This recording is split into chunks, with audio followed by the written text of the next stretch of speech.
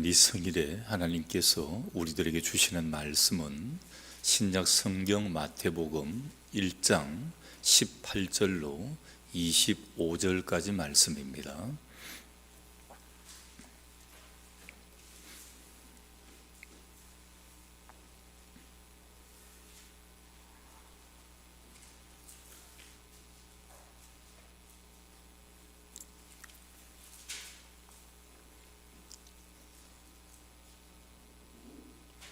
예수 그리스도의 나심은 이러하니라.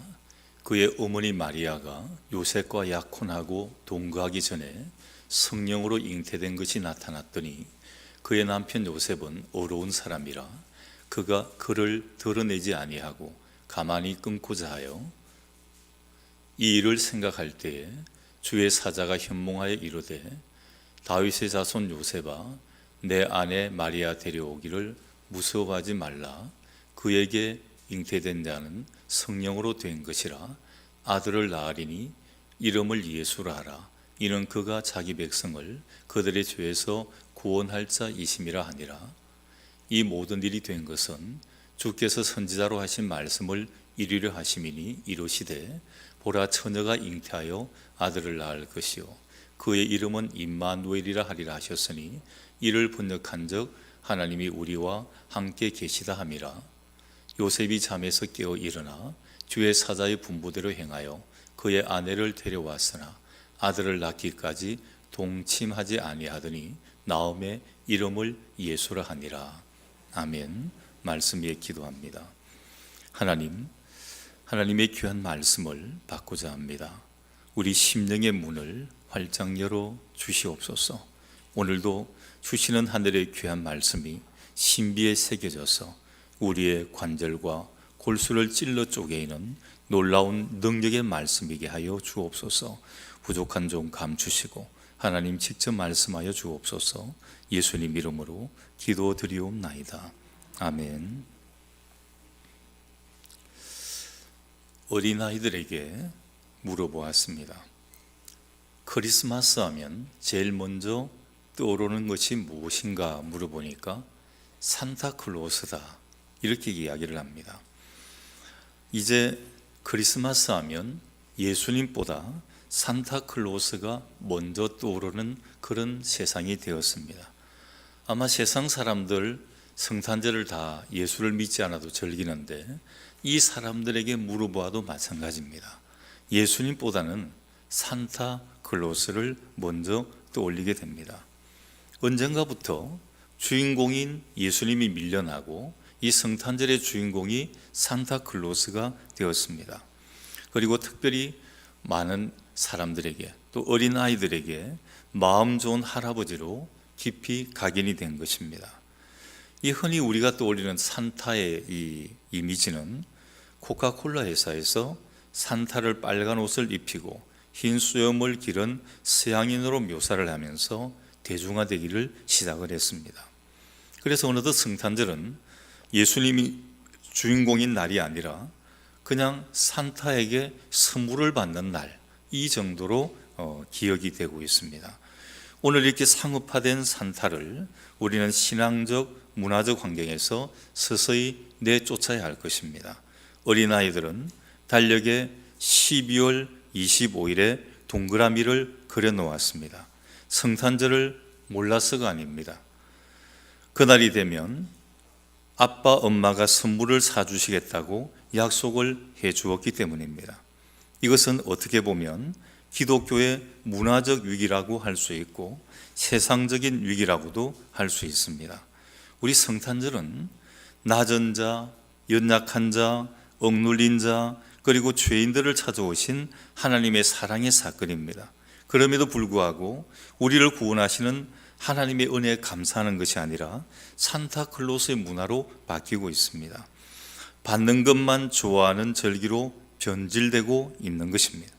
아기 예수를 기억을 하면서 우리 자신을 되돌아보는 겸손의 절기가 아니라 오히려 사치와 방종과 타락을 부추기고 있는 그런 문화로 빠져들고 있습니다. 지금은 산타클로스 대신에 예수님을 멀리서부터 찾아와서 경배했던 동방박사를 성탄절의 문화 아이콘으로 바꾸는 게 더 좋지 않을까 생각을 합니다. 그런데 성탄절에 감추어진 사람이 한 사람이 있습니다. 오늘 본문에 등장하는 사람인데 예수님께서 출생했을 때부터 예수님과 함께 있었던 사람입니다. 그는 가장 누추한 마구간에서 예수님이 출생했을 때 옆에서 지켜보고 돌보던 사람이었습니다. 또한 광야에서 양치는 목자들이 찾아왔을 때에도, 그리고 멀리서 동방박사들이 찾아와 경배하며 예물을 드릴 때에도 옆에서 지켜보았던 사람이었습니다. 예수님을 죽이려고 살기등등했던 헤롯 왕의 위험 앞에서도 예수님을 이끌고 애국까지 피난살이 하기를 마다하지 않았던 그런 사람이었습니다. 어린 예수님과 함께 놀아주고 소년 예수님에게 몫으로서 해야 할 일을 가르치면서 거의 20년에 가까운 세월을 예수님과 함께 보냈던 사람입니다. 예수님이 12살이 되었을 때는 하나님께 어떻게 예배드려야 하는지를 보여주기 위해 예수님의 손을 붙잡고 성전에 올라간 적도 있었던 그런 사람입니다. 그가 바로 예수님의 육신의 아버지인 요셉입니다. 그런데 그렇게 오랫동안 예수님과 함께 있었는데도 성경은 예수님의 법적인 아버지 요셉에 대해서 많은 기록을 하고 있지 않습니다. 심지어는 요셉의 말은 단 한마디도 기록되어 있지 않습니다. 그런 의미에서 요셉은 감추어진 사람입니다. 오히려 마리아는 자기의 이야기들이 많이 있고 말을 하고 있지만 거기에 반해 예수님의 아버지로서 요셉은 마치 벙어리처럼 말이 없습니다. 그러나 우리는 그에게서 말 없는 순종으로 하나님께서 예수 그리스도를 보내신 메시아 사건을 가능케 하게 한 순종의 사람이었다는 사실을 오늘 성경을 통해서 확인할 수 있습니다. 하나님께서는 인간을 구원하기 위한 메시아 예수 그리스도를 보내실 때 견고한 믿음의 사람이 필요했습니다. 한 여인이 필요했고 한 남자가 필요했습니다. 무엇보다 하나님을 전적으로 믿는 믿음을 가진 사람이 필요했던 것입니다. 여러분 한번 생각해 보십시오. 마리아 없는 예수님을 생각할 수 있겠습니까? 요셉 없는 예수님을 생각할 수 있겠습니까? 물론 우리의 궁극적인 중보자는 예수 그리스도 한 분뿐이십니다. 그러나 이 예수 그리스도가 오시기 위해 이 땅에 마리아가 필요했고 요셉이 필요했던 것입니다. 그리고 예수님이 오셨을 때 그들이 영광을 받은 게 아닙니다. 오히려 그들은 고통을 받았고 너무 아파했습니다. 심적으로 엄청난 충격을 받았습니다. 그러나 요셉과 마리아는 그 아픔을 이겨낼 만한 믿음의 사람이었던 것입니다. 마리아는 처녀가 잉태해야 한다는 부끄러움과 수치를 이겨내었는데 그것이 바로 믿음이었습니다. 요셉은 자신의 약혼녀가 자신의 아이가 아닌 남의 아이를 가졌다는 충격적인 사실 앞에서 그것을 믿음으로 이겨냈습니다. 오늘은 특별히 이 요셉에 대해서 말씀을 나누려고 합니다. 한 남자로 또 한 아내의 남편으로서 그가 받았을 충격이란 상상을 초월할 것입니다. 오늘 본문 18절에 예수님의 탄생을 이렇게 기록을 합니다. 예수 그리스도의 나심은 이러하니라. 그의 어머니 마리아가 요셉과 약혼하고 동거하기 전에 성령으로 잉태된 것이 나타났더니, 요셉은 마리아와 약혼만 했을 뿐 아직 동거를 시작하지 않았습니다. 그러니까 약혼식만 한 것이지 어떤 같이 한 집에서 동침을 하든지 동거하는 그런 삶이 아니었다는 것입니다. 그런데 약혼식만 한 이 여인이 아이를 가진 겁니다. 요셉은 결혼 생활을 하기 전에 약혼자가 임신했다는 충격적인 보고를 듣게 된 것입니다. 요셉이 이 소식을 듣고 어떻게 반응을 합니까? 한 사람의 인물이 어떻게 되는가를 확인하려고 하면 그 사람이 정말 탄탄대로를 걸을 때, 잘 나갈 때, 그럴 때가 아니라 어려움을 당할 때, 어떤 큰 문제가 닥쳤을 때, 그의 모든 삶의 터전이 뒤흔들릴 때 그 위기를 어떻게 극복하는가를 보면 알 수가 있습니다. 말도 우리가 평상시 때는 참 좋은 말 하잖아요. 그런데 어떤 딱 사건이 터져보면 그 사람이 됨됨이를 그 사건을 통해서 알 수가 있습니다. 그에 따라 우리는 그 사람이 가지고 있는 인품과 됨됨이를 가늠해 볼 수 있습니다. 요셉은 조용하고 말이 없는 사람이었습니다. 그러나 내면의 깊이를 지니고 있었던 사람이었습니다. 요셉은 커다란 위기 속에서 만난 어려움을 잘 이겨내므로 예수님이 이 땅에 오는데 큰 역할을 감당을 하게 되었습니다. 성경에 보면 요셉을 나타내는 특징이 있는데, 요셉이 어떤 성품을 가지고 있었는가? 그는 깊이 생각할 줄 아는 사람이었다는 것입니다. 오늘 본문 20절에 보면 이 일을 생각할 때에 주의 사자가 현몽하여 이르되 다윗의 자손 요셉아 내 아내 마리아 데려오기를 무서워하지 말라. 그에게 잉태된 자는 성령으로 된 것이라. 여기 제일 첫 번째 나오는 말이 이 일을 생각할 때라고 말을 합니다. 근데 원문에는 이게 복수로 되어 있어요. 근데 한 가지 일만 생각이 나는 게 아니라 지금 여러 가지가 막 이렇게 생각을 하고 있다는 것입니다. 아니, 내 아내가, 내 아내 될 사람이 나 아닌 다른 사람의 아이를 가졌다. 아마 요셉은 마음속으로 통분했을 겁니다. 남자로서 화가 솟구쳤을 것입니다. 말로는 표현할 수 없는 고뇌와 분노가 그를 사로잡았을 것입니다. 인간적으로 보면 배신의 쓰라림도 느꼈을 것입니다. 그토록 꿈꾸었던 신혼의 꿈이 산산조각 난 것을 어쩔 수 없이 바라보고 있어야 했을 것입니다. 만약 우리가 요셉이었다면 어떤 반응을 보였을까요? 우리가 요셉의 처지였다면 이런 처지에서 어떻게 응답했겠습니까? 성경은 아주 담백하게 기록을 합니다. 성경은 요셉이 화를 냈다거나 욕을 했다고 기록하지 않고 단지 한 가지 말로 요셉의 그 상태를 말해주고 있습니다. 요셉이 이 일들을 생각했다는 것입니다. 요셉은 가슴에 깊은 상처와 고통을 받으면서 생각을 했습니다. 여기에 생각했다는 말은 다른 말로 깊은 묵상을 했다라고 볼 수 있습니다. 깊은 묵상을 했다는 말은 조용히 내 문제를 하나님께 아뢰었다는 것이기도 합니다. 생각할 줄 아는 묵상, 생각이 동반된 기도를 할 때 주님의 사자가 그 앞에 나타나게 됩니다. 여러분, 우리는 문제가 생길 때 어떻게 하십니까? 생각하는 것이 하나님께서 우리에게 주신 지혜입니다. 그런데 생각하지 않잖아요. 마음에 올라오는 감정대로 쏟아내지 않습니까? 우선은 시원하죠. 근데 지나고 나면 참 부끄러워요. 후회가 됩니다. 왜 그 말을 했을까?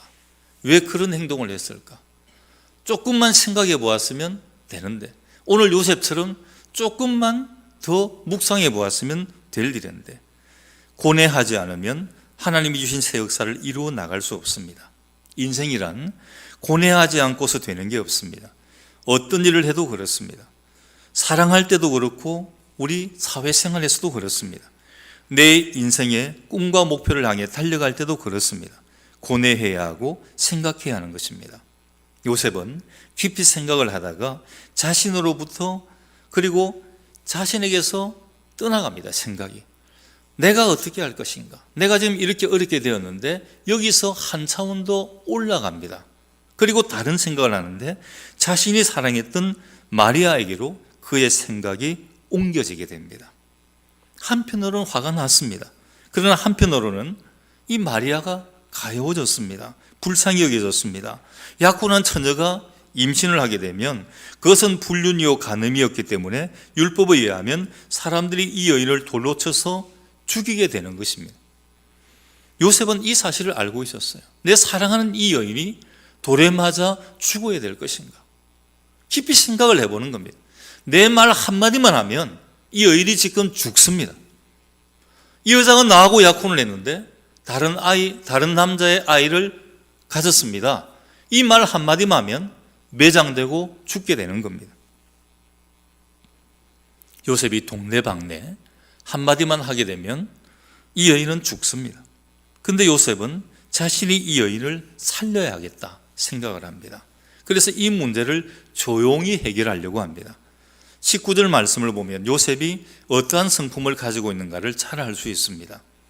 그의 남편 요셉은 어려운 사람이라 그를 드러내지 아니하고 가만히 끊고자 하여. 다른 사람 같으면 막 떠버릴 겁니다. 그래서 나는 결백하고 저 여인은 더러운 여인이야, 그래서 죽여야 돼, 아마 이렇게 할 것입니다. 그런데 가만히 말 한마디 하지 않고 끊고자 합니다. 여기서 보면 요셉을 어려운 사람이라고 말을 하는데 두 가지 의미가 있습니다. 하나는 하나님의 율법에 엄정한 사람이라는 뜻이 있고, 그와 동시에 긍휼한 마음으로 사람을 배려하고 친절히 대하는 사람이라는 뜻도 있습니다. 이것은 한때나마 사랑했던 아내를 배려하는 남편의 마음이었습니다. 율법 앞에서는 냉정했지만 마지막으로 아내에 대한 배려심을 가지기로 작정을 합니다. 문제가 생기면 침묵하지 않고 소리 지르면서 남의 탓을 하고 비난하는 사람들이 많지 않습니까? 사실 우리들 속에도 그런 경향이 있지 않습니까? 누군가에게 이 문제에 대해서 터트려야 하고 책임을 덮어씌워야 되는 그런 마음이 우리에게 항상 도사리고 있지 않습니까? 하지만 반대로 문제가 있으면 그 아픔을 내 아픔으로 알고 침묵하면서 하나하나 해결해 나가는 그런 사람들이 있습니다. 우리 속에도 그런 경향이 있습니다. 이 두 가지가 싸우는 겁니다. 어떻게 할까? 다른 사람에게 책임을 뒤집어 씌울까? 아니면 내가 아파하면서 이 문제를 해결할까? 이 두 가지의 마음, 여기서 요셉은 후자, 그 뒷번의 것을 택하게 됩니다. 그리고 그가 생각하면서 기도하였을 때 하나님의 말씀과 접목이 됩니다. 이것이 중요합니다. 우리가 하나님의 뜻을 얻으려면 생각하고 고뇌해야 됩니다. 그 문제에 대해 깊이 파고들어야 됩니다. 그러려면 어떻게 해야 합니까? 기도해야 합니다. 그때 하나님의 음성이 우리에게 들려옵니다. 그런데 우리는 고뇌하면서 하나님께 나아가지 않기 때문에 하나님의 음성이 들리지 않는 것입니다. 이 요셉은 아내가 임신했다는 소식을 마리아로부터 들었을 것입니다. 누가복음 1장에 있었던 이야기를 요셉에게 했을 것입니다. 요셉은 화가 났을 것입니다. 어떻게 남자 없이 잉태할 수 있고, 그리고 그것은 거짓이다, 이렇게 아마 반문하고 꾸중했을 것입니다. 그런데 또 하나의 증인이 그의 꿈속에 나타납니다. 천사로부터 증언이 있습니다. 그리고 그 천사가 뭐라 말을 합니까? 20절에 다윗의 자손 요셉아. 요셉은 늘 꿈꾸고 있었습니다. 하나님이 이스라엘 백성을 회복하는 꿈, 하나님이 메시아를 보내주시는 꿈, 하나님이 그리스도를 통해서 이 민족을 새롭게 변화시키는 그 꿈을 꾸고 있었습니다. 그런데 하나님께서 말씀하십니다. 다윗의 자손 요셉아, 내 아내 마리아에게서 날 아이가 온 백성을 구원할 자니라. 이 두 증언으로 인해 요셉의 마음속에 불씨는 점점 확신으로 다가오게 됩니다. 23절에 보면 이렇게 기록을 합니다. 보라, 처녀가 잉태하여 아들을 낳을 것이요 그의 이름은 임마누엘이라 하리라 하였으니 이를 번역한 적 하나님이 우리와 함께 계시다 함이라. 요셉은 이 말씀을 들으면서 모든 것을 내려놓고 결정하기 시작을 합니다. 내가 작은 생각을 가졌구나. 이제는 하나님의 커다란 약속 속에 내 생각을 집어넣어야 되겠다. 그리고 그는 곧바로 순종합니다. 본문 24절 보면 요셉이 잠에서 깨어 일어나 주의 사자의 분부대로 행하여 그의 아내를 데려왔으나, 요셉은 주의 사자가 시킨 대로 아내를 데려옵니다. 이제는 두려워하지 않게 되었습니다. 마음속에 더 이상 근심하지 않기로 작정합니다. 요셉은 침묵했지만 가장 많은 것을 우리에게 가르쳐준 그런 인물입니다. 한마디 말이 없었지만 그가 했던 여러 가지 행동을 통해서 우리에게 참 많은 것을 가르쳐주고 보여줍니다. 요셉은 무언의 사람이었지만 생각할 줄 알고 고뇌할 줄 아는 사람이었습니다. 그리고 하나님을 신뢰하면서 자신의 생각을 하나님께 아뢰었던 그런 사람이었습니다. 요셉은 말없는 순종의 사람이었습니다. 근데 이 요셉을 보면서 생각나는 인물이 또 하나 있습니다. 창세기에 나타나는 최초의 사람 아담입니다. 아담과 요셉의 차이가 무엇입니까? 아담은 어떻게 보면 생각이 없던 남자였어요. 아무 생각 없이 선악과를 그냥 덥석 따먹어 버립니다. 아담은 하나님의 말씀을 거역하는 일을 하면서도 고뇌하지 않습니다. 생각을 잃어버린 사람이었습니다. 그리고 하나님이 오셔서 왜 먹지 말라고 했던 선악과를 먹었느냐고 했을 때 그는 자기가 했다, 내가 잘못했다 말하지 않습니다. 어떻게 말을 합니까? 자기와 같이 있던 저 여자, 하와가 먹으라 그래서 먹었지 나는 아무 잘못 없습니다. 하와가 잘못했다는 것입니다. 뒤집어 씌웁니다. 이것은 생각이 없고 고뇌하지 않는 사람이 가지고 있는 모습입니다. 근데 요셉은 달랐습니다. 요셉은 어려운 사건에 부딪혔을 때 고뇌했습니다. 생각을 했습니다. 그리고 하나님께 아뢰었습니다. 하나님의 말씀을 기억했습니다. 말씀이 그에게 주어지자 그는 곧바로 순종을 합니다. 그리고 마리아가 가지고 있었던 예수님을 잉태했다고 하는 그 순종했던 모습을 귀하게 하나님께 드릴 수가 있었습니다. 그래서 아담과 하와는 불순종의 대표자로 이름이 기록이 되었다고 하면 요셉과 마리아는 순종했던 사람으로 성경에 생생하게 기록이 되고 있습니다. 그리고 하나님은 그들을 통해 이 땅에 메시아를 보내주었던 것입니다. 지금도 하나님께서는 하나님의 일을 하기를 원하십니다. 때로는 고통스러울 때가 있습니다. 때로는 아플 수도 있어요. 때로는 외로울 수도 있습니다. 그러나 그것을 주님 앞에 의탁해야 합니다. 그래야 하나님의 사건이 일어납니다. 그래야 생명의 사건이 일어나고 성탄절의 기쁨의 사건이 내 속에서 일어나게 되는 것입니다. 우리는 예수 그리스도를 믿으면서도 생각하지 않습니다. 고뇌하지 않습니다. 하나님이 주신 약속의 말씀 앞에 엎드리지 않습니다. 우리가 이처럼 불신앙 가운데 있을 때는 하나님의 사건이 일어나지 않습니다. 그러나 비록 힘들고 어려운 상황에 있을지라도 하나님의 말씀이면 거기에 순종하겠다고 선언할 때 성탄절의 위대한 사건이 오늘 우리 안에 일어나게 되는 것입니다. 지금도 하나님께서는 하나님의 사건을 만드시고자 합니다. 우리가 가지고 있는 문제들이 무엇입니까? 우리의 지성과 이성으로 계속해서 막는 것이 무엇입니까? 감정적으로 나를 붙들고 있는 게 무엇입니까? 그것을 뛰어넘는 하나님의 감성, 하나님의 지혜, 하나님의 능력, 하나님의 지성 속에 우리의 것들을 드려야 합니다. 그때 하나님께서는 우리 같은 사람들을 통해 이 땅에 하나님이 원하시는 새로운 역사를 만들어 가실 것입니다. 하나님이 원하시는 새로운 역사를 만들어가는 어렵고 순종하는 그런 요셉이 되시기를 주님의 이름으로 간절히 축원합니다. 기도합니다.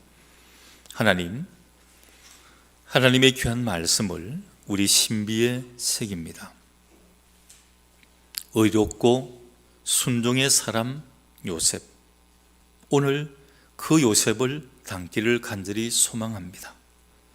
정말 억울하고 상상하지 못하는 그런 일을 당했음에도 한마디도 발설치 아니하고 그대로 그것을 묵상하고 또 생각하고 하나님께 아뢰면서 그 하나님의 말씀 가운데 응답을 받고 그리고 다시 확신을 가지고 하나님의 뜻, 하나님의 일을 이루어가는 요셉, 오늘 그를 닮아가기를 원합니다.